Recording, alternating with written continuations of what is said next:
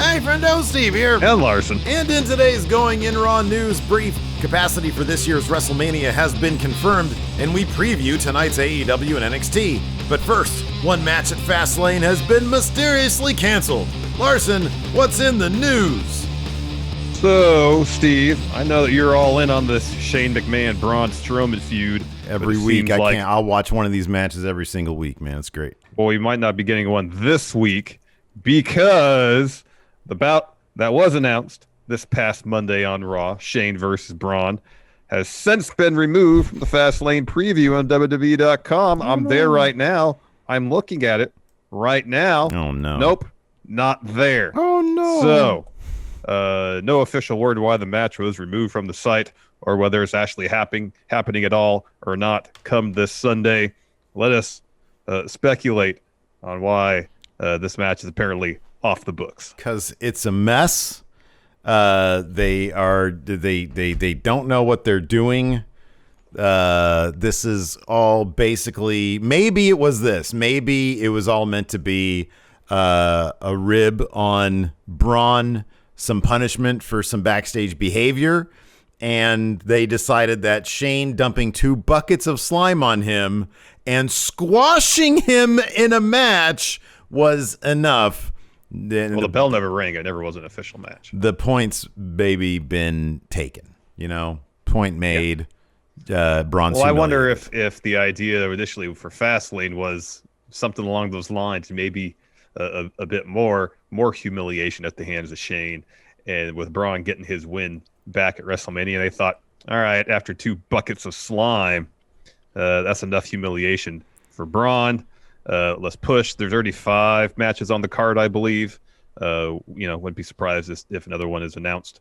So maybe they just thought, all right, well, we'll just wait till Mania. They might have found a backstage segment of some sort that would get the job done in a more efficient manner than like trying to book some match with a wonk finish. That maybe that's the case. I feel like this whole thing is bizarre with Braun and Shane. Not sure what the point is. Maybe in 10 years we'll find out via shoot interview of some sort. Yeah. It's weird. It's bizarre. I don't know what to make of it. But yeah, clearly they're sort of writing it on the fly, and I kind of think that they went overboard trying to make whatever point they made last week, because it's like, God, do you want to make your monster look any more weak than do what they did with him and Shane last week? Because it was pretty crazy. It was pretty crazy. Yeah, I don't know. It's bizarre where you have a match announced and then 2 days later, not even 2 full days later, unannounced. Yeah. They withdraw the announcement. They pull the match back. Yeah, but lately we've seen this happen before, but I don't know if it's been such a short time span. Usually, there's a much longer turnaround and they kind of set it up where something happens, they announce it, and then they're like, "Oh, we don't want to do that," so they write it off some way on TV rather than just. I mean, they did take until literally moments before the pay-per-view started. I'm exaggerating a little bit, but hours before the pay-per-view started to pull the match with a pregnant lady, and that was just the last pay-per-view. So. Yeah. I mean, this is not out of the ordinary with WWE these days. It's not, but there's an explanation for the example you mentioned. No, there isn't. In terms of, like, she got pregnant, and then it was a week before they pulled the match. They kept advertising it. Sorry, there's an explanation why they pulled the match. Oh, that's true. Not the time frame. Yeah, I'm saying in this instance, there's no explanation yet why they pulled the match. That's what I'm saying. There was an explanation for why the Lacey Asuka match was pulled. She was pregnant. She obviously can't wrestle. In this instance, pulled, no explanation. I think in both cases, though, you can probably point to the same thing as to why Asuka versus Lacey wasn't pulled, like technically pulled until the last minute, because they didn't know what to do in its stead. Totally. And I think even during the kickoff show, weren't they saying that there was still going to be a Raw Women's title match? Mm-hmm. And in this case, again, I just get the feeling that they don't know what to do, and generally speaking, that's just been WWE lately. 100% what it is. 100% what it is. They just don't know what they're doing.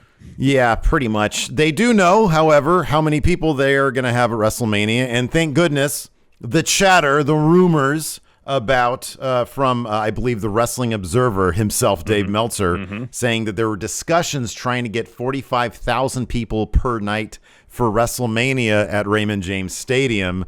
Thankfully, if that rumor was true, better minds prevailed, or maybe it was a preliminary thing. Maybe it was 45,000 fans total, because that's closer to what the actual number is going to be.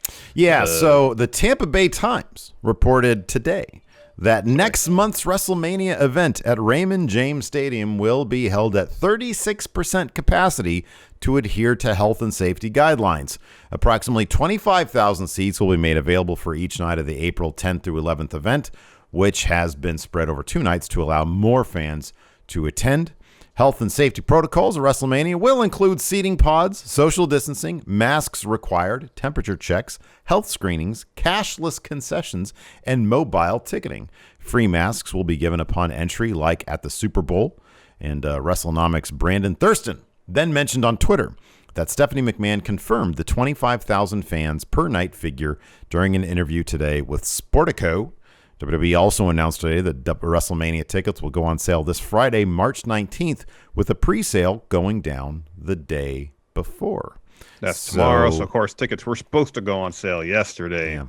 Yeah. They didn't, I'm guessing, because they had to finalize number of fans would be allowed, safety protocols, all that kind of stuff before they could start actually selling tickets. The logistics of something like this, yes, especially in these times, is probably like enormous and complex, to say the least.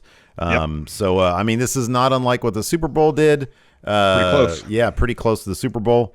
And yeah, I mean, it sounds like, I mean, just even from a PR standpoint, this is a much better look than trying to, like, double up per day what the Super Bowl did, approximately. Mm-hmm. So yeah, that's cool. I mean, I just anecdotally speaking, we've had a couple friendos say, hey, I've gotten my vaccination. I'm thinking of going to WrestleMania.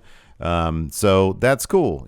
Be safe. Take whatever precautions you can if you're going to go to Mania, and hopefully you'll have a blast. WrestleMania is always, this is definitely going to be a special one.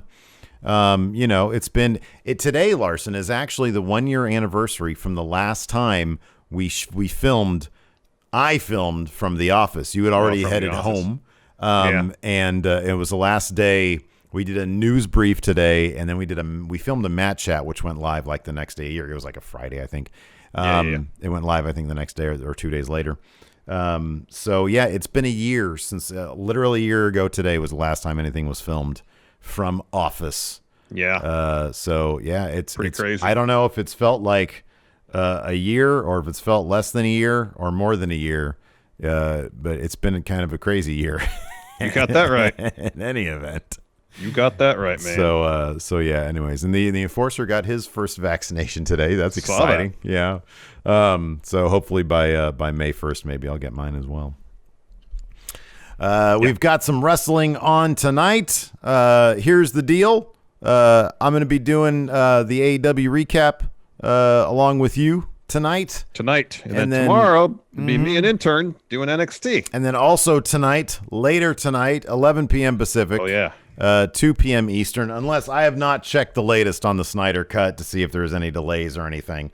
But yeah, I'm going to be watching the Snyder Cut late tonight, the Justice League movie on HBO Max. I'll be doing that live on twitch.tv/Steven Larson just to watch along. I'm not going to be airing it because that would for sure get our channel deleted probably by the time the 4-hour movie's done with. But if you're planning on watching it tonight, you have somebody to hang out with.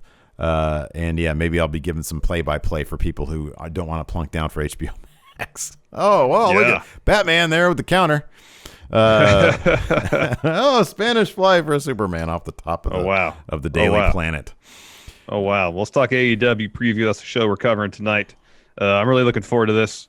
Heard great things about this unsanctioned lights out match.